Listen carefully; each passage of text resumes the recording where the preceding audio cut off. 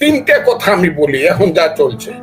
আপনি আওয়ামী লীগ করেন, জাতীয় পার্টি করেন, অন্য পার্টি করেন, আপনি আমার বিরোধী, আমি সরকার। আমি যুদ্ধে জয়লাভ করছি, সেই কারণে আপনার বাড়িটা পুরাই দেব। আপনার ছেলে মেয়ে থাকবে বস্তিতে, আপনি জেলখানায় থাকবেন, আপনার বাড়িঘর সব আমি পুরাই দিব। এইটা আমি সমর্থন করি না। কেন সমর্থন করি না? কারণ আরেকবার আমিও বিরোধী দলে গেলে যার বাড়ি আজকে পুরাই দিলাম, সে ক্ষমতা আসলে সে আমার বাড়ি পুরাবে, আমার ছেলে মেয়ে উপস্থিত থাকবে। এই যে পলিটিক্যাল কালচার শুরু হয়েছে, এটাকে আমি ঘৃণা করি। প্রতিবাদ না, শুধু ঘৃণা করি। এক, দুই, আমি ক্ষমতায় আছি বলেই যে দোষী তার উপর অত্যাচার করব, যে নির্দোষ তাকেও আমি মামলায় জড়ায় দেয়া দিনের পর দিন, মাসের পর মাস পলাতক থাকতে অথবা জেলখানায় থাকার ব্যবস্থা করব, এইটা আমি সমর্থন করি না একেবারে।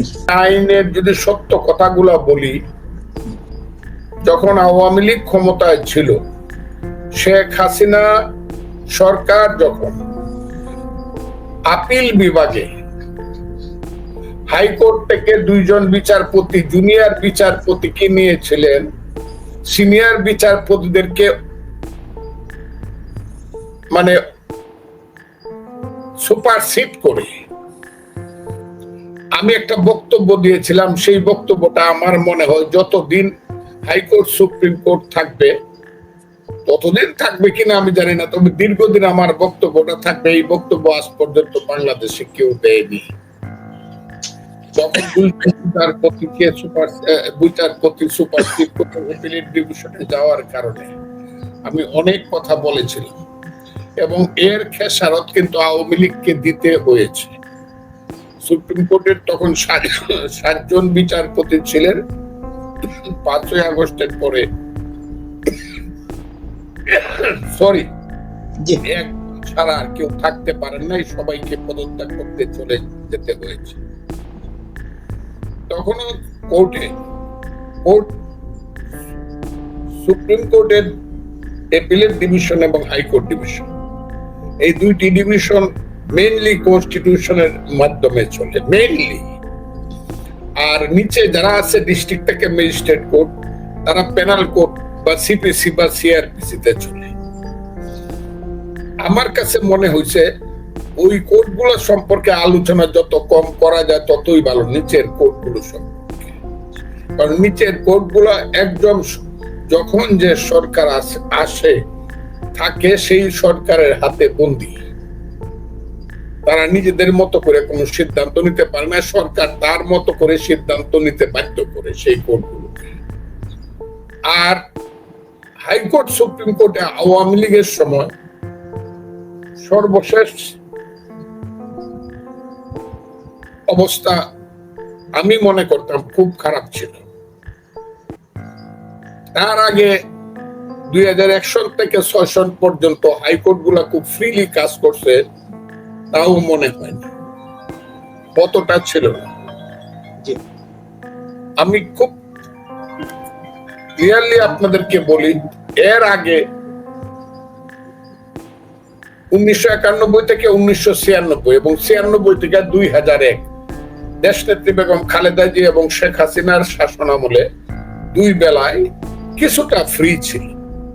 তখনও দলীয় ভাবে জজ নিয়োগ হতো, জাস্টিস নিয়োগ হতো, এমনকি জেলার প্রেসিডেন্ট বিএনপি তারাও কিন্তু জজ হিসাবে নিয়োগ পেয়েছে। কিন্তু পরবর্তী সময়ে দেখা গেছে তারা ভালোভাবে তারা বিচার বিভাগ পরিচালনা করেছে, তাদের সেই কোনো পক্ষপাতিত্ব ছিল না। আওয়ামী লীগের সময় ওই সময়টা তাই ছিল। আমি ওই জিনিসগুলো এই কারণে বলছি। তারপরও বলবো যে সবচেয়ে খারাপ সময় ছিল শেখ হাসিনার 15 বছর। এখন বলবেন যে 5ই আগস্টের পরে যে 8 মাস, সেই 8 মাসের সঙ্গে কিভাবে তুলনা করবেন? 5ই আগস্টের পর 8 মাস কোনো কোর্ট নাই, কোর্ট ভয়ে ভীত। কথাটা খুব বুঝলাম না, সঠিকভাবে এই কোর্টে বিচার বিভাগ পরিচালিত হচ্ছে বলে আমার মনে হয়। শেখ হাসিনার আমলে আমি একদম এক এক করে সমস্ত জাস্টিসদেরকে চিনতাম, যারা কোর্ট থেকে উকিল থেকে যারা জাজ হয়েছিলেন, সেই উকিল থেকে যারা জাজ হয়েছিলেন, বার থেকে যারা জাজ, তাদের সবাইকে আমি চিনতাম। তারা দলীয় জাজ ছিল, দল থেকে নির্বাচিত জাজ ছিল, কিন্তু জাজ হওয়ার পরে তাদের মধ্যে একটা সাহসও ছিল যে আমাদেরকে ইচ্ছা করলে সরকারে সবকিছু করতে পারবে না। আমি দেখেছি এমন জাজও ছিল যিনি কোর্টে বসছে 5,000 বিএনপির কর্মী ঈদের আগে আসছে আগাম জামিন নেওয়ার জন্য, 5,000 আমি বললাম। এবং কোর্টটা আমি বলতে পারবো, কোর্টে যিনি বসা ছিলেন প্রধান মানে সিনিয়র বিচারপতি, তিনি এখনো আছেন, তার নামও বলতে সবাই জানে বাংলাদেশে। এই কোর্টে যখন আসলো, আমার মনে হয় হাসিনা সরকারের পক্ষ থেকে বলা হয়েছিল এইভাবে বেল দিলে আমরা দেশ চালাবো কি করে। তখন সেই জাস্টিস বলছিলেন, সেই বিচারপতি বলছিলেন, আমি কাকে বেল দিব না দিব সেটা আইন দ্বারা নির্ধারিত হবে, কারণ নির্দেশ দ্বারা না। কথাটা খুব ক্লিয়ারলি, এবং এটা ডিএজিকে স্পষ্টভাবে, অ্যাটর্নি জেনারেলকে স্পষ্টভাবে বলে দেওয়া হয়েছিল আমি কাকে বেল দিব না দিব, আগাম জামিন দিব না দিব, এইটা কারণ নির্দেশ দ্বারা নির্ধারিত হবে না, আইন দ্বারা নির্ধারিত হবে। এবং আপনি শুনলে অবাক হবেন, 5,000 লোককে একদিনে বেল দিয়ে দিচ্ছে। যান বাড়িতে গিয়ে আগে গিয়ে ঈদ করেন, তারপরে গিয়ে কোর্ট নিচে গিয়ে হাজির। কথাটা খুব বোঝার চেষ্টা করেন। কিন্তু শেষ পর্যন্ত তার কোর্ট কিন্তু বদল হয় নাই, তার কোর্ট ঠিক ছিল।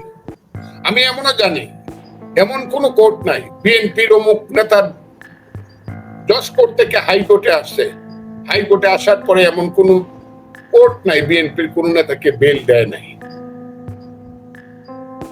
একমাত্র একটা কেসে কি কারণে যেন একটা বিতর্কের কারণে রুল দেওয়ার পরেও ফখরুল ইসলাম আলমগীরের রুলটা ডিসচার্জ হয়ে গেল, তাকে বেল দিল না। আমি খুব কষ্ট পাইছি।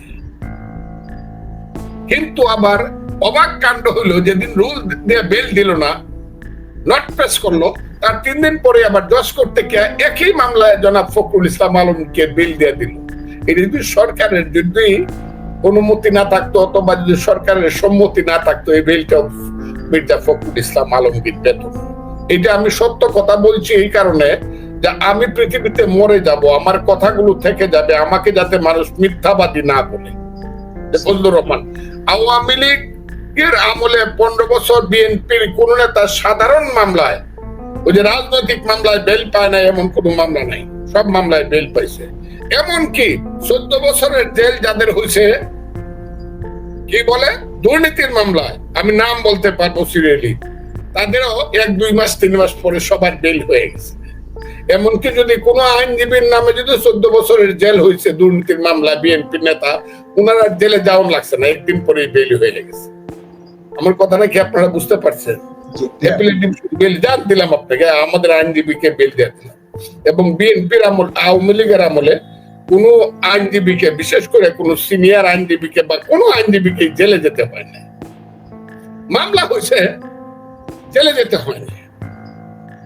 খুব ক্লিয়ার ভাবে কথাটা বলছি। যেমন আমি ফজলুর রহমান, রাষ্ট্রদ্রোহ মামলা হয়েছে, আমি এই হাতে গোনা কয়েকদিনের মধ্যে বেল পেয়ে গেছি। প্রথমে হাইকোর্ট থেকে, পরে এপিলেট ডিভিশন, যে না ফজলুর রহমানের মতো আইনজীবীকে জেলে রাখা যাবে না।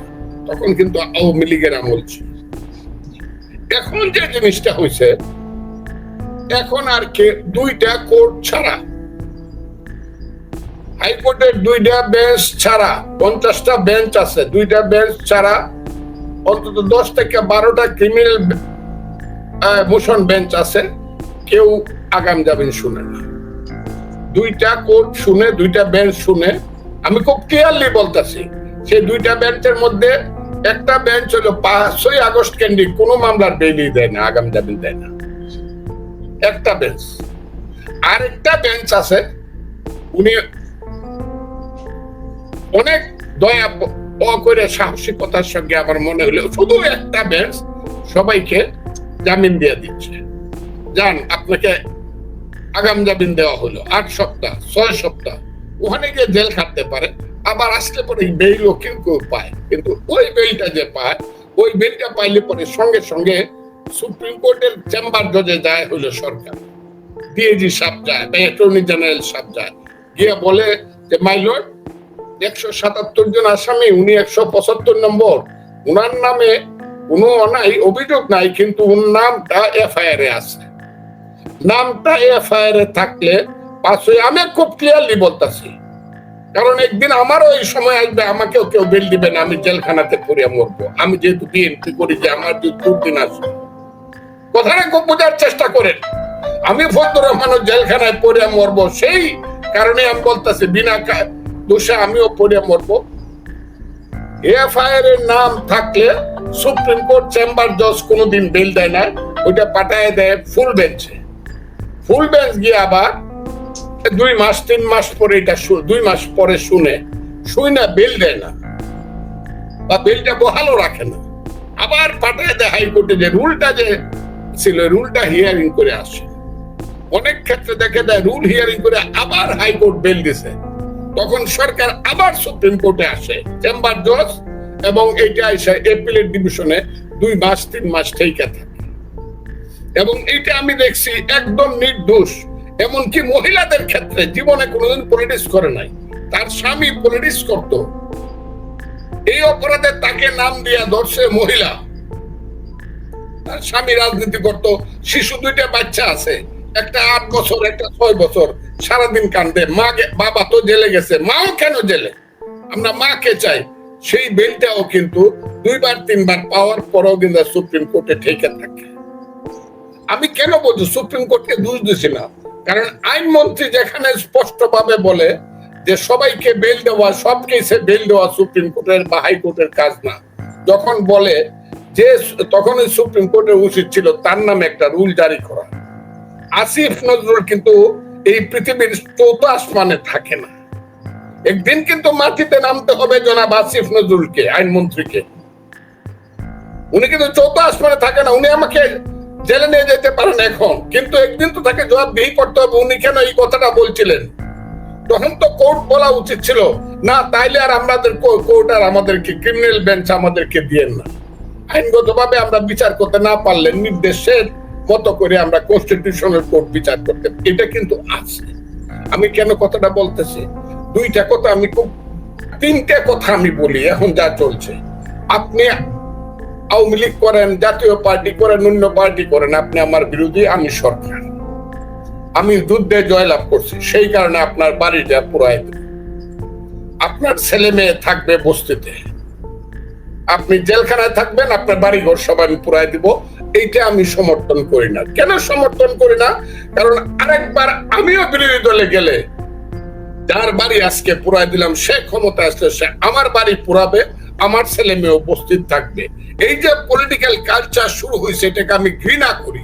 প্রতিবাদ না, শুধু ঘৃণা করি। 1 2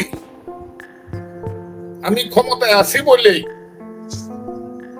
যে দোষী তার উপর অত্যাচার করব, যে নির্দোষ তাকেও আমি মামলায় জড়ায় দেয়া দিনের পর দিন, মাসের পর মাস পলাতক থাকতে অথবা জেলখানায় থাকার ব্যবস্থা করব, এইটা আমি সমর্থন করি না।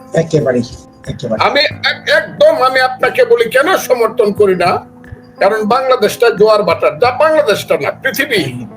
গণতন্ত্র যদি থাকে, এই সেই দিন বাইডেন ছিল, আজকে আছে ট্রাম্প, 2 জন 2 দলের। এই সেই দিন ইংল্যান্ডে কনজারভেটিভ পার্টি ছিল, আজকে আছে লেবার পার্টি। এরা কি এরকম করে বাড়িঘর পুরায় দেয়, জেলখানায় নেয়?